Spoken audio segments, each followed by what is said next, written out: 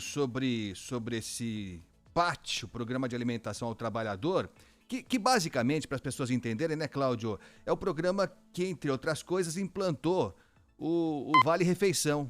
O Vale Refeição e o Vale Alimentação, que hoje é quase parte do salário mesmo, né? Faz parte do salário do cidadão que tem a sorte de estar empregado, né? Porque nós temos uma legião de pessoas que não têm direito a nada porque está fora do mercado de trabalho. Eu fui pesquisar, Cláudio, e o PAT, o Programa de Alimentação ao Trabalhador, ele foi criado em 1976, governo Geisel, e foi regulamentado em 91 pelo presidente Fernando Collor de Mello. Então já faz um tempão mesmo, E é essencial para o trabalhador, para a família do trabalhador, só que de uns tempos para cá, ele foi perdendo esse peso todo, porque virou um grande negócio, né? Virou um grande negócio que faz o jogo, em muitos casos, apenas das operadoras, das donas das bandeiras do Vale Refeição e do Vale Alimentação.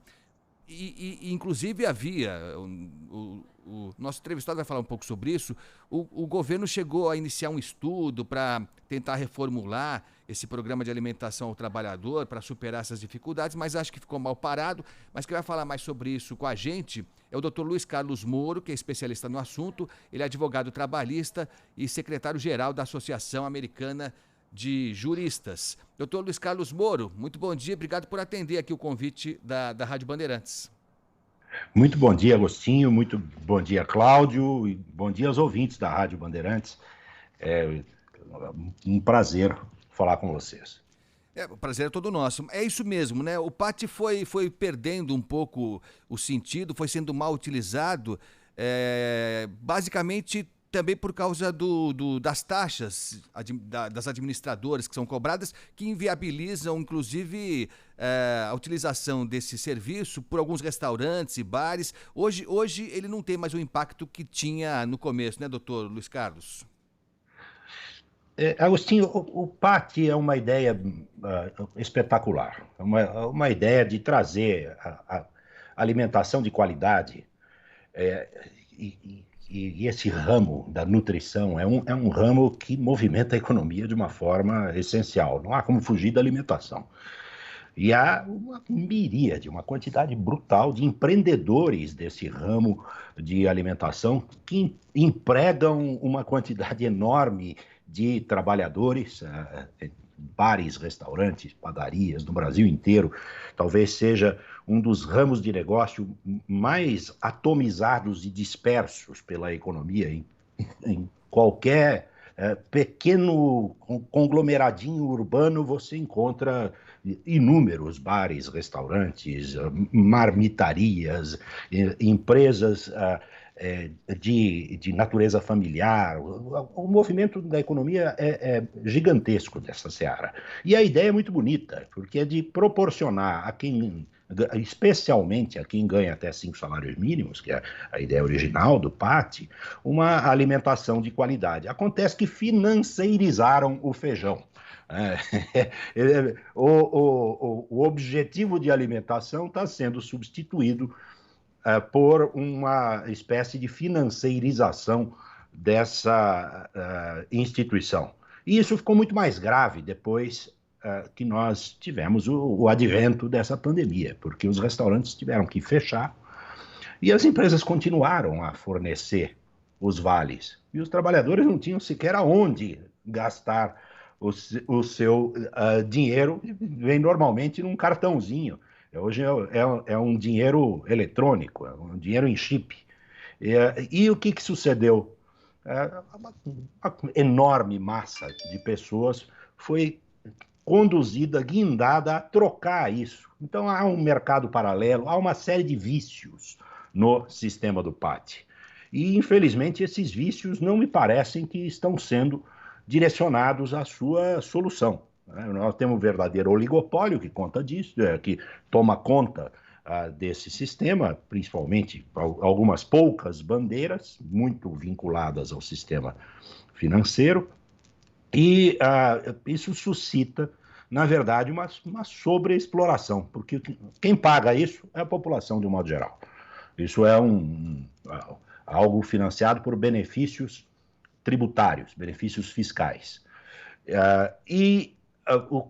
Quem aufere na disputa alocativa desses dinheiros, quem aufere o maior lucro são os titulares das bandeiras, não são nem mesmo os donos de restaurantes, aqueles que fornecem a comida, e tampouco os trabalhadores, porque embora os trabalhadores tenham o incentivo fiscal, eles também lá são descontados da folha de pagamento, eles pagam uma parcela, os empregadores pagam outra parcela, o Estado financia e as empresas acabam arrecadando isso. E há também atravessadores, que não são donos de restaurante, mas que têm as maquininhas e que trocam o crédito por dinheiro vivo com um ágio significativo. Então, aquilo que era para ser feijão sofre uma financeirização com ágio e o sistema, assim, se perde no seu propósito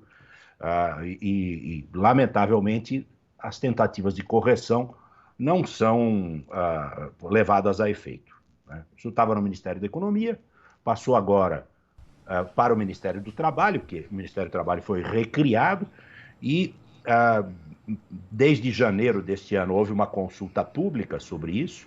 Há também uma incidência no Legislativo, porque nós temos uma reforma tributária em curso e a reforma tributária ameaça retirar o benefício, e me parece que essa não é a solução, a supressão do benefício. A solução melhor seria uma melhor gestão do sistema, a fim de que isso se convertesse de fato em nutrição, saúde para a classe trabalhadora.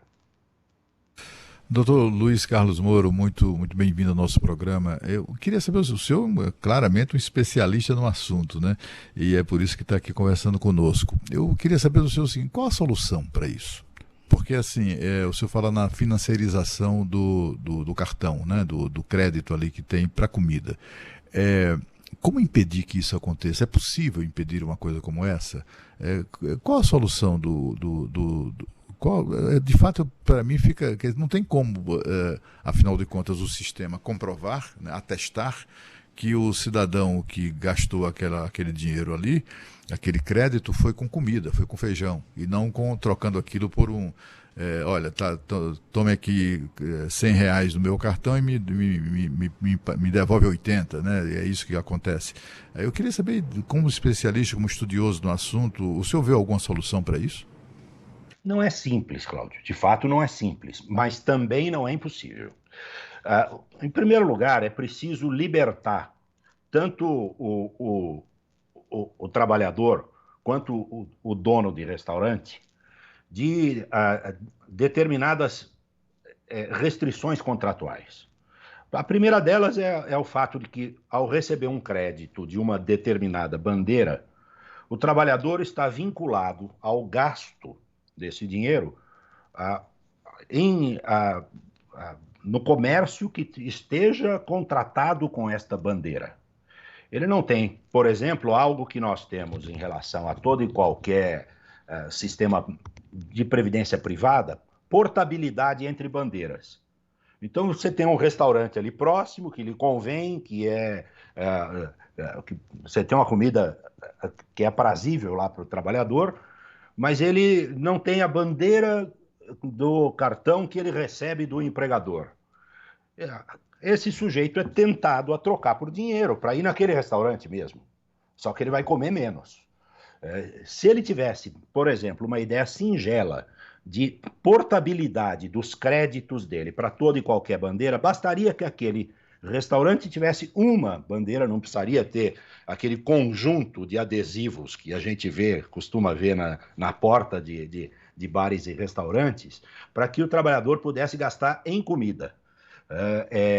Uma maior liberdade de consumo seria muito útil, não apenas para o trabalhador, como também para os próprios restaurantes, que sofrem com taxas elevadas de uma suposta oferta de tecnologia, que hoje é uma tecnologia baratíssima. Foi-se o tempo que isso podia ser cobrado em proporções que são cobradas, 7%, 8% por vezes dos restaurantes.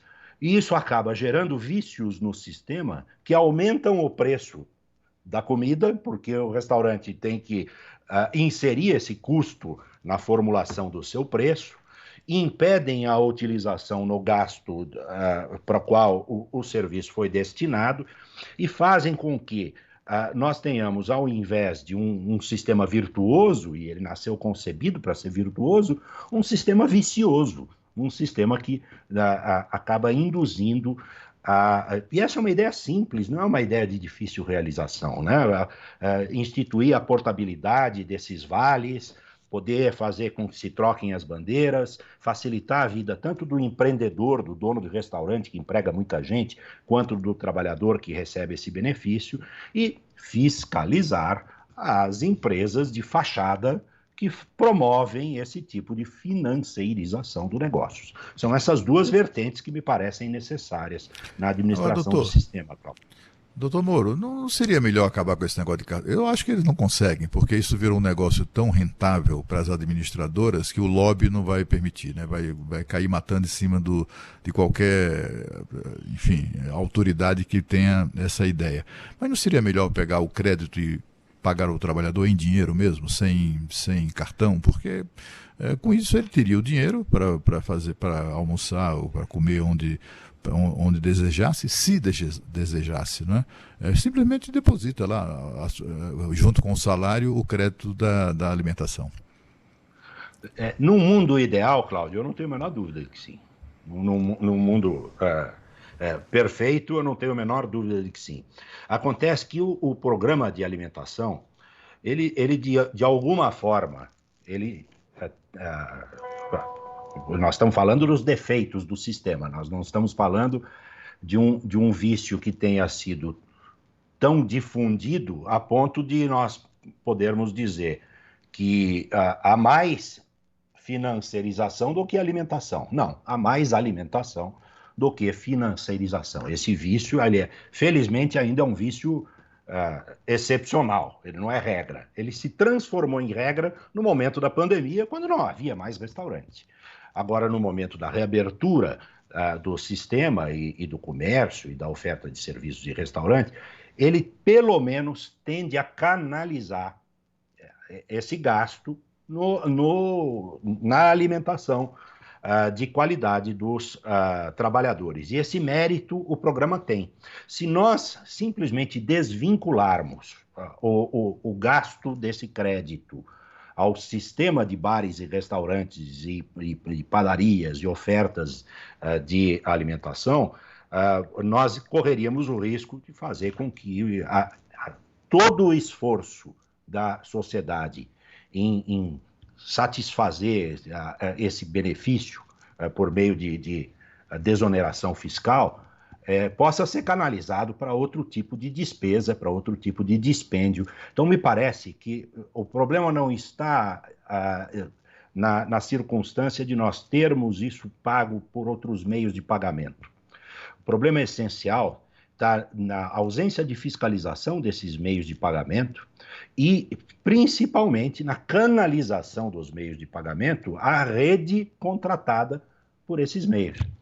Sem permitir que essa rede se amplie, sem permitir que os próprios restaurantes possam reduzir essas taxas e repassar esse benefício em forma de melhores preços para a alimentação fora de casa, né? Nós estamos conversando com o Dr. Luiz Carlos Moro, que é advogado trabalhista e secretário-geral da Associação Americana de Juristas. Dr. Luiz Carlos, o senhor falou sobre a portabilidade, né, que facilitaria, né, o trabalhador escolhe qual bandeira ele prefere. Para além da portabilidade ser algo que está se expandindo para todos os setores, é natural que esse fosse alcançado também, isso me parece que talvez tivesse o efeito de diminuir as taxas cobradas pelas bandeiras também, né? Porque esse é um problema real também, né? Esse é um problema que se vê no cardápio, no lado direito do cardápio, onde estão os preços. Porque se a intermediação dessas bandeiras auxilia os restaurantes, porque mais gente acorre aos restaurantes porque tem um cartãozinho. Então, para o restaurante é vantajoso, porque realmente faz com que haja uma ampliação do número dos seus clientes e consumidores. Mas, por outro lado, as taxas cobradas são elevadíssimas. E não tem mais razão de ser, não há investimento em tecnologia que justifique percentuais elevadíssimos, que alcançam até 7, 8% cobrados dos restaurantes. Isso faz com que essas empresas de intermediação ganhem por inúmeros lados. Elas ganham do Estado, que acaba financiando isso pelos benefícios fiscais, elas ganham dos empregadores, que pagam pelos serviços também, e sobre a própria folha, naquilo que excede aos 6%, que é o limite do que o trabalhador paga para ter o 6% do seu salário, né, é o limite, o teto do que ele paga para ter o benefício, ganha dos trabalhadores, ganha dos restaurantes, acaba ganhando de todo mundo, e inclusive dos atravessadores, que têm as suas maquininhas sem ter os restaurantes. Então, há um desequilíbrio nesse sistema que beneficia demais. Agora, eu tenho notícias de que há tentativas dos empreendedores, dos restaurantes, de se organizar. Há uma nova entidade, há inúmeras entidades, sindicatos de bares e restaurantes, há associações de restaurantes, e há também, com novidades tecnológicas interessantes, associações que tentam defender o interesse desses empreendedores deste ramo de alimentação e de restauração, que tem se organizado, inclusive, com a ajuda de instrumentos tecnológicos, aplicativos, para tentar reduzir essas taxas, negociar a portabilidade e fazer com que esse mercado se dote de um pouco mais de civilização e menos selvageria nos negócios. Agora, doutor, essa fiscalização que falta, né? Isso é claramente, como o senhor explicou, um problema de fiscalização. É uma fiscalização do Ministério do Trabalho, da Delegacia Regional do Ministério do Trabalho, é uma fiscalização que cabe ao PROCON, enfim, a quem cabe, ou talvez porque é muito difícil também, né? Você ficar ali policiando essas relações entre os trabalhadores com o cartão alimentação e o estabelecimento. Como fiscalizar isso de maneira eficiente? São várias vertentes de fiscalização, né, Cláudio? Você tem desde a fiscalização dos próprios bares e restaurantes, né, da qualidade, e aí são inúmeras agências e instituições governamentais, né? Mas você tem no campo da financeirização disso, eu acho que era essencial haver a fiscalização por meio das máquinas. É preciso saber se o titular das máquinas tem, de fato, um restaurante. É a vinculação do dispêndio com a destinação do sistema que precisa ser fiscalizada. Isso não é tão difícil, porque isso gira pelo mercado financeiro por meio de operações rastreáveis. As operações desses cartões são rastreáveis, inclusive, por inteligência artificial, Cláudio. Não há necessidade de fiscalização na rua, não há necessidade de uma fiscalização atomizada, como são atomizados os bares e restaurantes. Nós precisamos saber de quem emite os cartões e de quem recebe, são duas pontas financeirizadas, qual é a efetiva vinculação da maquininha receptora com o fornecimento do serviço de alimentação. Não me parece tão difícil. Banco Central, sistema financeiro, fiscalização do próprio Ministério do Trabalho, a fiscalização que se faz do comércio em geral. O Estado tem inúmeros braços para promover essa fiscalização. Aliás, só pela oportunidade, e já da minha parte vou agradecendo o doutor Luiz Carlos Moro, mas há inclusive investigação da polícia nisso. Há casos em que isso virou um assunto para a polícia mesmo, né? Como disse o doutor Luiz Carlos, essas maquininhas, elas são fornecidas sem nenhum critério em alguns casos, não é difícil você conseguir uma maquininha dessa, qualquer endereço que você passe, a operadora aceita, Eu acompanhei casos, isso está sendo investigado pela polícia aqui em São Paulo, Cláudio, doutor Luiz Carlos e ouvintes, em que a pessoa é surpreendida quando a casa dela aparece como um endereço de uma padaria, de um restaurante, e tem 30 maquininhas cadastradas naquele endereço, que é uma residência que sempre foi residência. Então, em alguns casos, e a movimentação envolvendo esse negócio é enorme. Há quadrilhas mesmo, organizadas, podem acreditar que se valem disso, dessa falta de fragilidade e do dinheiro que isso tudo gira. Não é pouca coisa não, né, doutor Luiz Carlos? Você está perfeito, Agostinho. E eu acho que é preciso que nós tenhamos a consciência de que, para aferir e manter a saúde dos nossos bons programas, dos nossos bons sistemas, é preciso haver a participação de todos. É preciso haver, por exemplo, diálogo entre os sindicatos de trabalhadores com os sindicatos patronais na realização, na concretização do PAT, sobre a concretização do PAT. É preciso haver diálogos dos empreendedores, dos donos de bares, restaurantes, padarias, com as bandeiras desses cartões que oligopolizam esse sistema. E é preciso que o governo reconheça a possibilidade da portabilidade. E como esse é um sistema muito atomizado, talvez valha a pena que os próprios empreendedores conheçam iniciativas, por exemplo, como a ABRA, que é uma associação brasileira dos donos de pequenos restaurantes, essas marmitarias, a ponta do sistema de fornecimento de alimentação para a classe trabalhadora. E isso se pode fazer por mecanismos hoje de comunicação eletrônica, por internet. Então, esses donos de pequeninos restaurantes, aquela cozinha que faz 40, 50 refeições diárias, pode ter acesso a esse diálogo social que precisa ser melhorado e incrementado por meio de associações como, por exemplo, essa ABRA, que é uma associação inovadora dos donos de bares, restaurantes e fornecedores de alimentação. Só com relação à questão da fiscalização, né? Tem hoje toda a relação entre o estabelecimento e cliente é online, né? Como é que se chama? Informatizada.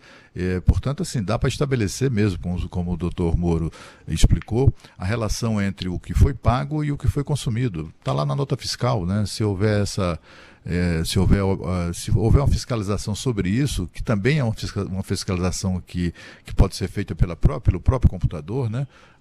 E talvez resolvesse o problema, né, doutor Moro? É isso, um pouco de empenho, inteligência artificial e vontade de quebrar determinadas correntes que formam privilégios, cartórios, verdadeiros cartórios e monopólios no Brasil.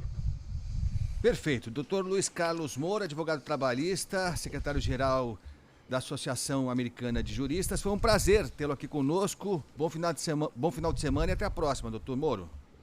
Muito obrigado, o prazer foi estar com vocês e me dirigir aqui, não só a vocês, como aos ouvintes da Rádio Bandeirantes. Muito obrigado, um prazer. Muito obrigado. Muito obrigado. 9h53, ô Cláudio, você sabe quantos breaks nós pagamos aqui até agora, não?